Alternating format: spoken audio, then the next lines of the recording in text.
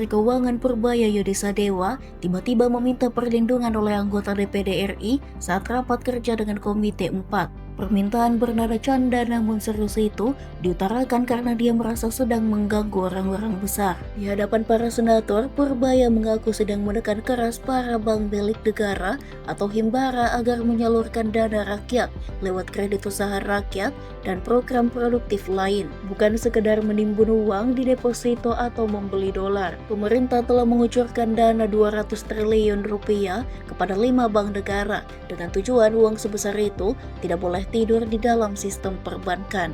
Purbaya pun harus memaksa bank menyalurkan uang itu dengan keterampilan mereka sendiri. Hal itu sudah disampaikan pula sejak awal dirinya dilantik.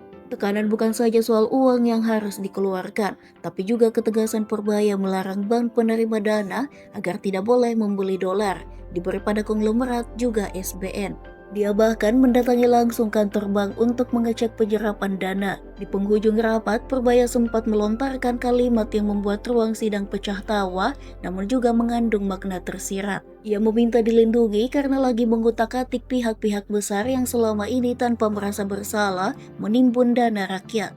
Download Tribun X sekarang, menghadirkan lokal menjadi Indonesia.